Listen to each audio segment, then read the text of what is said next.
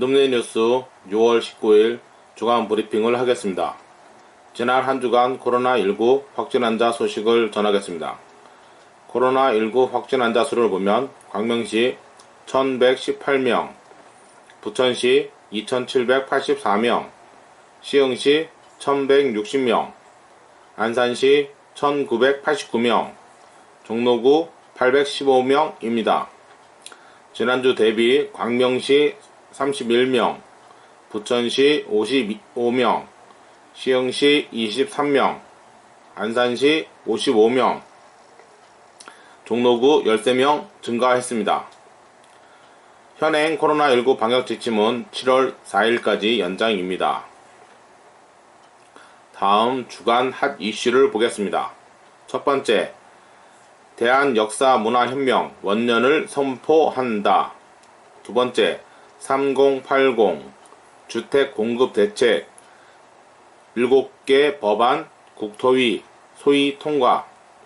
세 번째, 시흥시민 장내 불편 해소 화성 한백산 추모공원 7월 개원.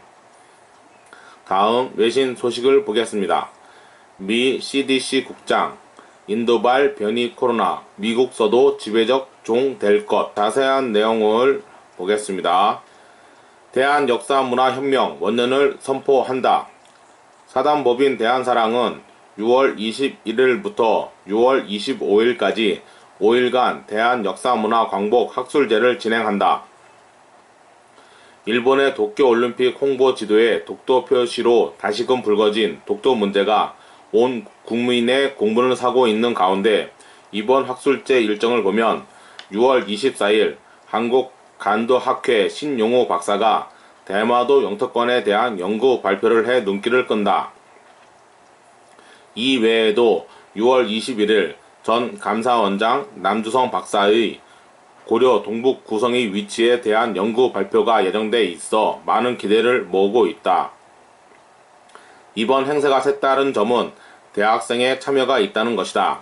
행사 기간 중 21일 월요일부터 24일 목요일까지는 새로운 논문 발표가 있고 25일부터 대학생의 패기가 가득 찬 역사 발표를 들을 수 있다. 2013년 설립된 사단법인 대한사랑은 잃어버린 우리 역사와 문화를 되찾고 한민족사의 국통맥을 바로 세워 대한의 밝은 미래를 개척하는 역사 문화 운동에 앞장서고 있다. 안견전 대한사랑 상임 고문은 24일 역사 특강 천부경과 홍익인간을 통해 이 시대의 홍익인간과 천부경이 갖는 의미를 강의한다. 본 행사는 코로나19 방역 수칙에 따라 현장 참여는 사전에 등록된 자만 참여할 수 있고 현장 영상은 대한사랑 유튜브 채널과 STV 상생방송을 통해서 생방송으로 시청할 수 있다. 두 번째, 3080 주택공급대책 7개 법안 국토위 소위 통과. 국토교통부는 공공주택특별법 등 3080 플러스 주택공급 방안 추진을 위한 관련 7개 법안 개정안이 6월 16일 여야 합의로 국토교통위원회 법안 소위를 통과하였다고 밝혔다. 정부는 지난 2월 4일 3080 플러스 주택공급대책 발표 이후 지금까지 10만 8천호 공급 규모의 도심 내 사업 후보지를 선정하여 주민 동의 등 사전 준비 절차를 진행해 왔다. 이번에 이들 후보지들에 대한 주택 사업을 본격적으로 시행할 수 있는 3개의 사업 법안과 4개의 지원 법안이 법안 소위를 통과함에 따라 3080 플러스 주택공급 사업이 한층 탄력을 받을 것으로 기대된다.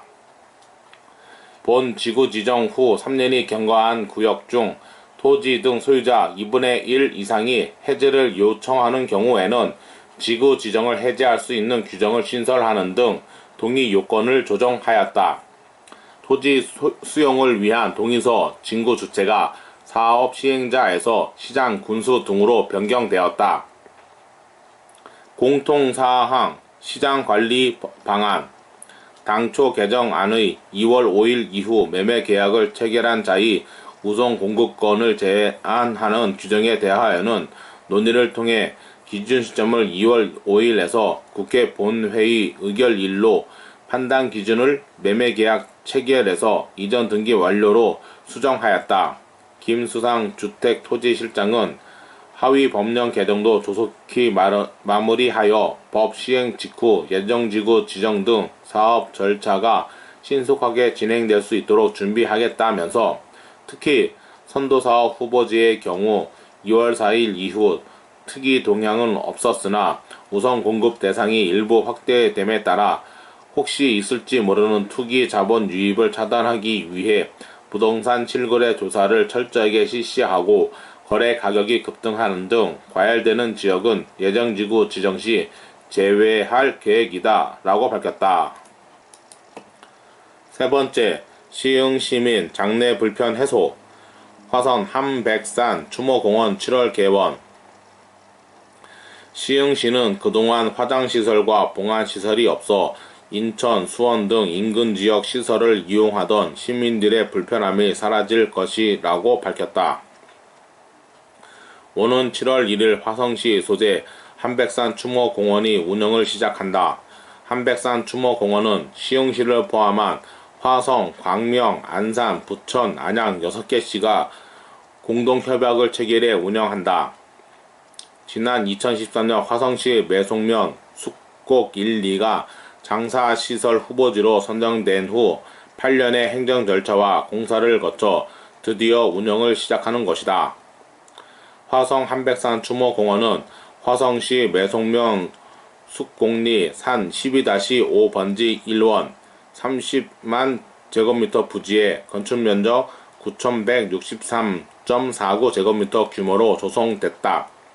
화장시설 13기, 봉안시설 26,514기, 자연장지 25,300기, 장례식장 8실과 주차장, 공원 등을 갖춰 화장시설과 봉안시설을 동시에 이용할 수 있다.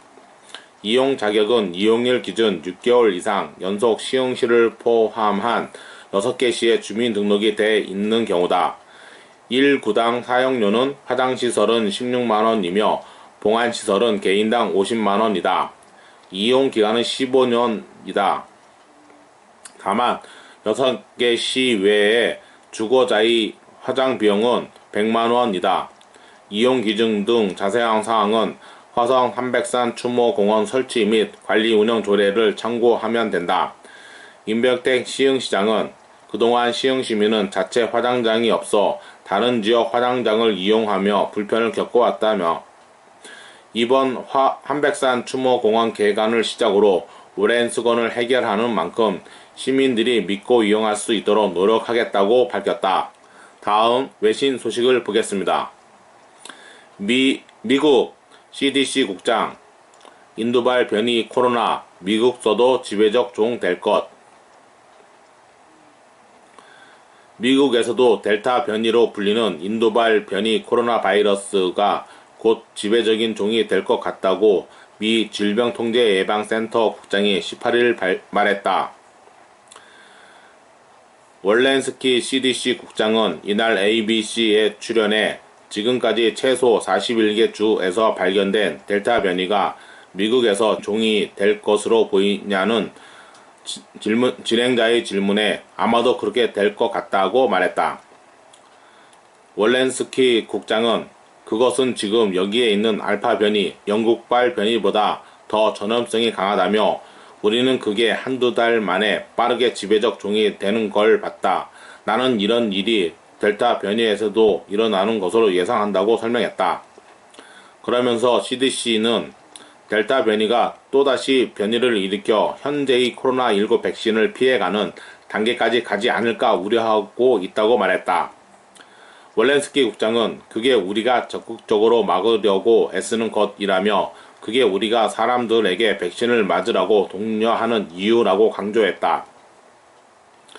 지난해 10월 인도에서 처음 발견된 이 변이는 현재 80개국 이상으로 퍼져나갔다.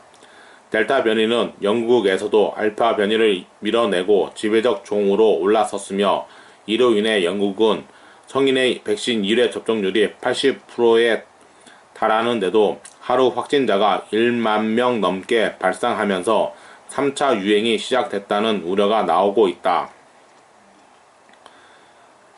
우리 백신들이 일반적으로 유지되는 것으로 보이지만 조금 더 많은 돌파 감염을 보고 있다고 덧붙였다.